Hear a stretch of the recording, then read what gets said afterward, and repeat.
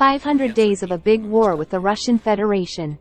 Price for Ukraine and retribution for the enemy in 12 stunning figures. Saturday, July 8 is the 500th day since the start of a full-scale Russian invasion. Ukraine defends its borders and fights for freedom along 3,800 kilometers of front lines, a third of which is a hot zone of active hostilities. NV recalls the most important figures following the results of 500 days of resistance in the war, which has been going on in a full-scale format since February 24, 2022 and was unleashed by Russia in 2014. 1. Russia lost 4 times as many soldiers as the United States in Vietnam in 8 years.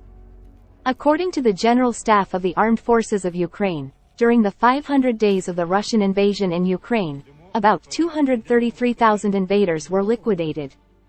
This is 1.3 times more than the USSR lost in the Soviet-Finnish War, when about 167,000 soldiers of the Red Army died. This is also significantly more than US losses in several of the biggest wars of the 20th century. Thus, 116.5 thousand Americans died in the First World War, of which 53.4 thousand were combat losses, 63.1 thousand were non-combat losses, mainly due to the influenza epidemic in Europe. And in the 8 years of participation in the Vietnam War, the United States lost almost 4 times less than Russia in Ukraine. The Vietnam War lasted 20 years, from November 1955 to April 1975. The United States took an active part in the hostilities from 1965 to 1973, during which time the American Army lost about 58.3 thousand soldiers in this war, including 47.4 thousand direct combat losses. 2. The second 100,000 occupiers of the armed forces of Ukraine were destroyed twice as fast as the first 100,000. On May 17, 2023, on the 447th day of the war, the figure of 200,000 killed occupiers of the armed forces of Ukraine was reached, and the Ukrainian defenders managed to destroy the second 100,000 Russians twice as fast as the first. Russia spent the first 100,000 lives of its military in Ukraine during 10 months of a major invasion, until December 22, 2022, while the next 100,000 invaders on Ukrainian soil were destroyed twice as fast, in less than 5 months. It was at this time that the most difficult battles for Bakhmut fell, in which the Russian side, according to the General Staff of the Armed Forces of Ukraine, suffered extraordinary losses.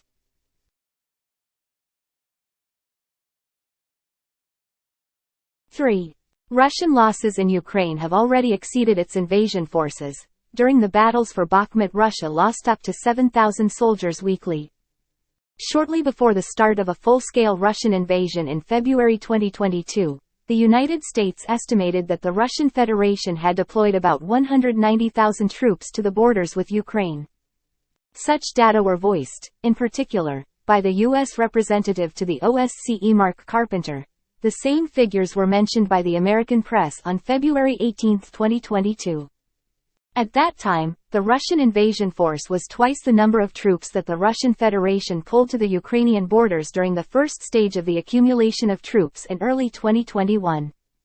Now, the data of the General Staff of the Armed Forces of Ukraine on more than 230,000 destroyed invaders indicate that Russia lost even more troops in Ukraine than it initially gathered for its lightning invasion. The Kremlin is constantly trying to gather new forces. The only wave of partial mobilization, officially carried out in Russia in the fall of 2022, made it possible to attract about 300,000 mobilized Russians to the army. About 17,000 more Russian prisoners, according to Mediazona, could be recruited in Russian prisons by PMC Wagner, until the beginning of 2023. After Yevgeny Prigozhin lost this opportunity, the Russian authorities continue their own covert mobilization efforts, including through recruiting in prisons, forcing reservists and other Russian citizens to sign contracts, etc. At the end of March 2023, Bloomberg reported that Russia plans to recruit another 400,000 contract soldiers. The greatest losses in the first 500 days of the big war, as can be seen in the graph below. Russia suffered during the March battles for Bakhmut. Up to 7,000 people weekly, that is, about 1,000 of its soldiers daily. 4,000 Russian tanks destroyed in Ukraine. Poland has 7 times fewer tanks. China only 25% more. No less staggering are Russia's losses in technology. During the 500 days of the invasion, the invaders lost more than 4,000 tanks in Ukraine, according to the calculations of the General Staff of the Armed Forces of Ukraine. As you can see in the graph below, this would be enough to equip more than one army.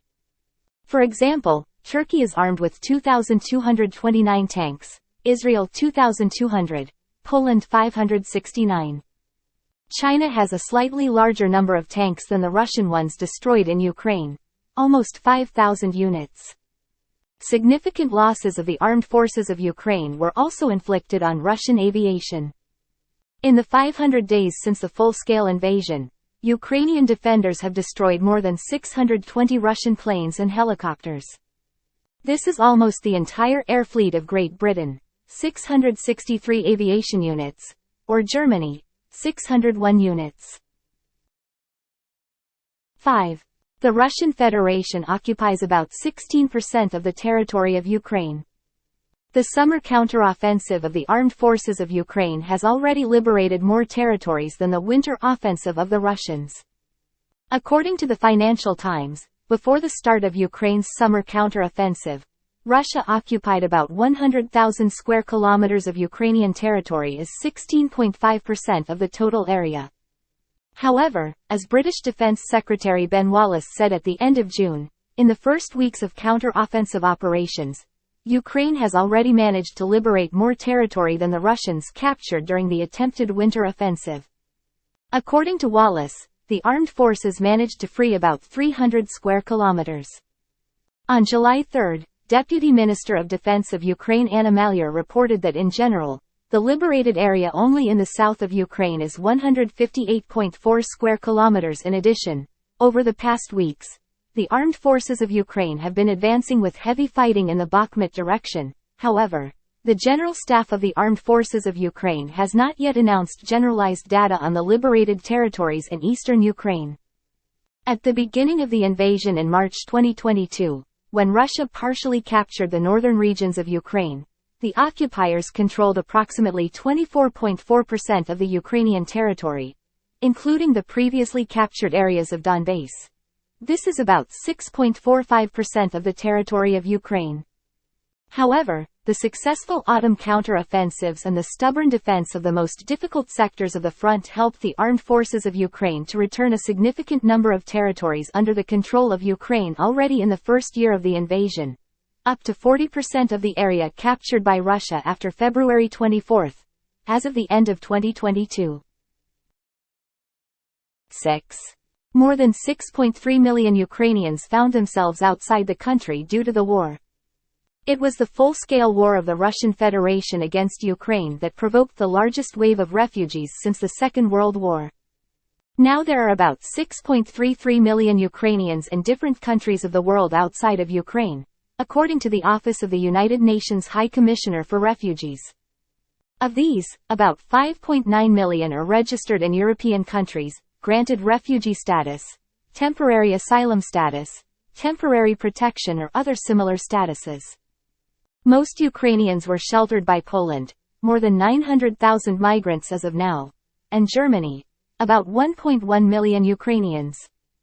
According to UN statistics, up to 1.3 million Ukrainians are in Russia. However, a significant part of these people were actually deported or taken out of the occupied territories forcibly. About 5 million more Ukrainians became internally displaced. In total, since February 24, more than 20.7 million border crossings for exit from Ukraine and about 14.4 million for entry have been recorded. Thank you for watching, and I will see you in the next report.